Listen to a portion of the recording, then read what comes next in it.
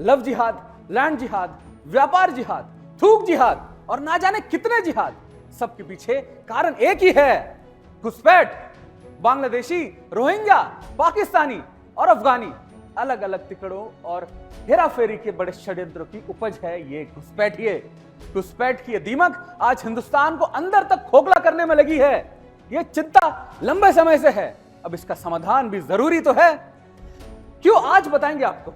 सबसे पहले आपको असम के सीएम हेमंत बिस्वा शर्मा जी का एक बयान सुनाते हैं, जिसे देखकर इस संकट का अंदाजा लगाया जा सकता है। এনআৰচি অসমত যেনেকৈ আমি বিচাৰি আছোঁ যে এখন শুদ্ধ এনআৰচি হ'ব লাগে, আমাক 20% পুনৰ্নিৰীক্ষণৰ সুবিধা দিব লাগে, তেনেকৈ ঝাৰখণ্ড বা আন ৰাজ্যবিলাকতো এনআৰচি হ'ব লাগে।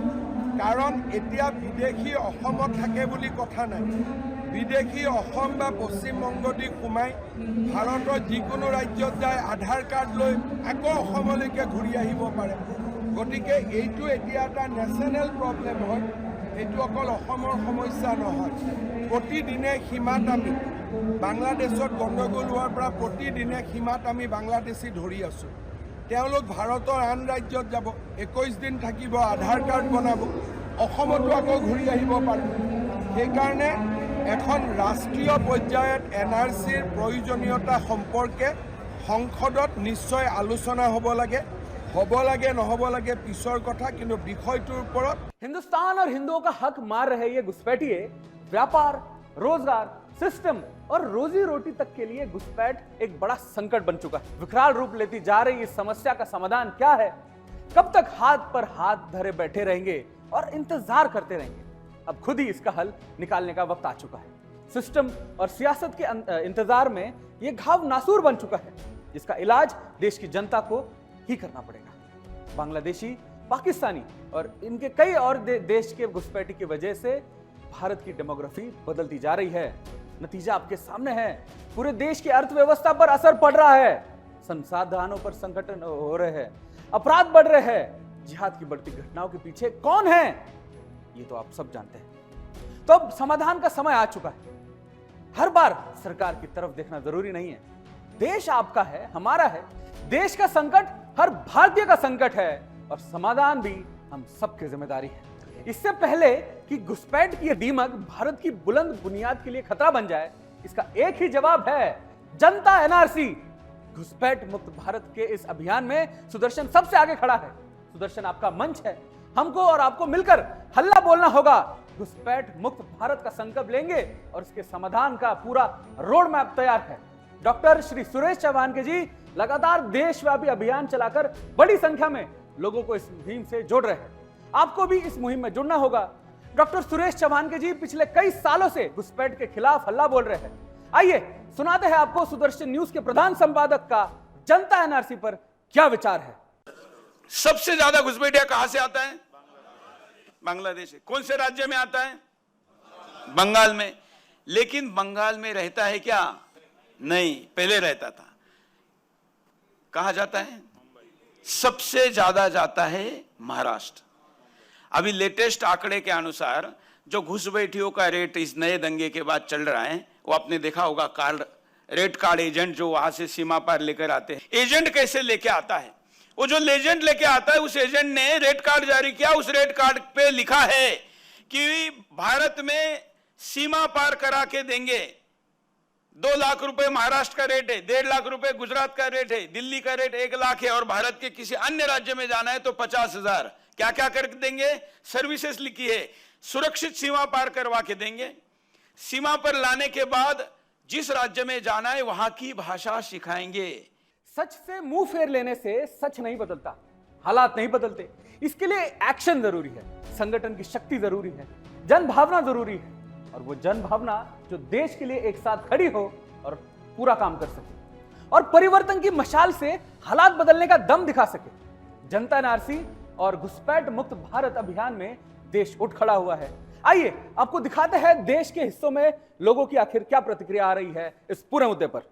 हमारी ये घुसपैठ आते हैं जिससे मुसलमानों को ये नुकसान होता है कि जो वो उल्टे सीधे काम करते हैं, बिल्कुल, उससे मुसलमान बदनाम होता है और उससे मुसलमान की बदनामी होती है और मुसलमान की हर उसमें बदनामी होती रहती।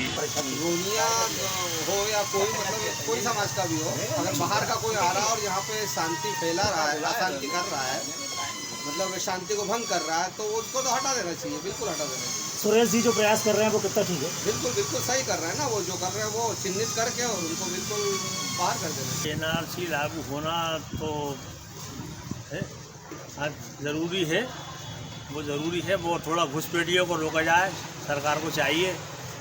इससे मुसलमानों को क्या इससे नुकसान? मुसलमानों को नुकसान है। बाहर के लोग जो आ रहे हैं बहुत परेशानी होती है, हाँ हाँ, नाम बदनाम होता है समाज का। बाहर के लोग आते हैं तो बाहर के लोगों को रोका जाए। जनता राशि का मैं समर्थन करता हूँ, वो यहाँ के मुसलमानों के लिए बिल्कुल नहीं है।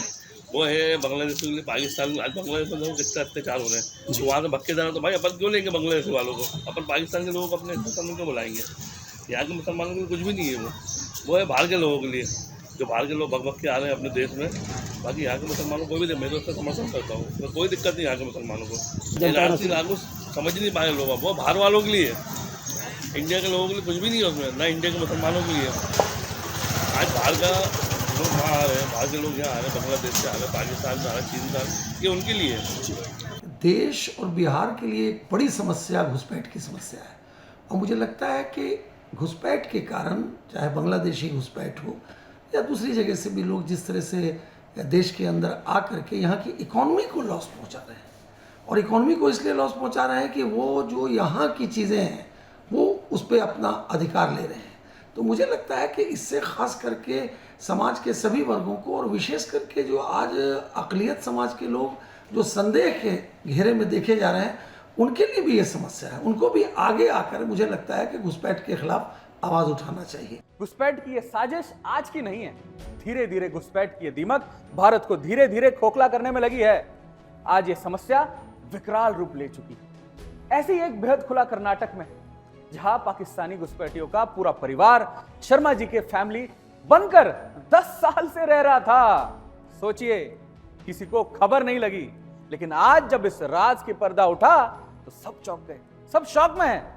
आप भी घुसपैठ की ये नई कहानी देखिए और आप भी। एक जनसभा को संबोधित करते हुए कहा था कि कांग्रेस को घुसपैठिए अच्छे लगते हैं। वहीं अब कांग्रेस शासित राज्य कर्नाटक से घुसपैठ की जो खबरें सामने आई, उसने एक बार फिर से कांग्रेस की मंशा को कटघरे में ला खड़ा किया। जहां बेंगलुरु आउटर के राजापुर गांव से पुलिस ने एक ऐसे पाकिस्तानी परिवार को गिरफ्तार किया जो बीते 10 सालों से अपने असली सिद्दीकी नाम को छुपाकर फर्जी हिंदू शर्मा नाम के साथ बेंगलुरु में रह रहा था और अपने पाकिस्तान में बैठे जिहादी आकाओं के निर्देश पर बड़ी चालाकी से भारत में अपने जिहादी मंसूबों को अंजाम दे रहा था। शर्मा की खाल में पिछले 10 सालों से भारत में छिपे इस जिहादी सिद्दीकी परिवार में वास्तव में इस जिहादी फैमिली का भंडाफोड़ तब हुआ जब खुफिया इनपुट के आधार पर चेन्नई एयरपोर्ट से पुलिस ने फर्जी पासपोर्ट के साथ 2 पाकिस्तानियों को अरेस्ट किया जो ढाका से चेन्नई पहुंचे थे, और इन्हीं पाकिस्तानियों ने बेंगलुरु के इस जिहादी परिवार के बारे में पुलिस को बताया, जो हिंदू धर्म का चोला ओढ़कर बड़ी चालाकी से अपने जिहादी एजेंडे को अंजाम दे रहा था, जिसका खुलासा पुलिस ने अपनी जाँच में किया है। जिसकी माने तो परिवार का मुखिया राशिद अली सिद्दीकी मूल रूप से पाकिस्तान के कराची के लियाकताबाद का रहने वाला है, जबकि उसकी पत्नी और सास ससुर लाहौर के रहने वाले हैं।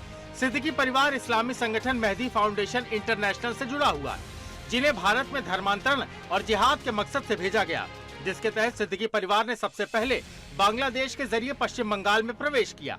पश्चिम बंगाल के बाद दिल्ली से होते हुए सिद्दीकी परिवार बेंगलुरु चला गया, जो पिछले 10 सालों से आसपास के हिंदुओं को बड़े गुप्त तरीके से इस्लाम में कन्वर्ट करने में लगा हुआ था। सिद्दीकी परिवार की फंडिंग पाकिस्तान से होती थी। साथ ही बेंगलुरु में रहने वाले कई स्थानीय मुसलमान भी उसकी मदद करते थे, जिनके पास से पुलिस ने फर्जी भारतीय पासपोर्ट और आधार कार्ड बरामद किए हैं, जिनके घर की दीवार पर मेहदी फाउंडेशन इंटरनेशनल जश्न यूनुस लिखा हुआ मिला। इसके साथ ही उनके घर में कई इस्लामिक मौलवियों की तस्वीरें भी मिली। हालांकि पुलिस ने अब इस घुसपैठिया फैमिली को गिरफ्तार कर लिया है और मामले को आईपीसी की धारा 420, 468 और 471 के तहत और पासपोर्ट एक्ट की सुसंगत धाराओं के तहत दर्ज किया है। लेकिन यहाँ सबसे बड़ा सवाल ये है कि आखिर भारत में ऐसे कितने परिवार हैं जो फर्जी हिंदू के नाम से देश में अपने मजहबी एजेंडे को अंजाम दे रहे हैं। क्योंकि बीते कुछ समय से पश्चिम बंगाल, झारखंड और पंजाब से पकड़े गए बांग्लादेशी और पाकिस्तानी घुसपैठियों ने हिंदुस्तान के लिए घुसपैठ के मुद्दे को गंभीर बना दिया है। Bureau report, Sudarshan news.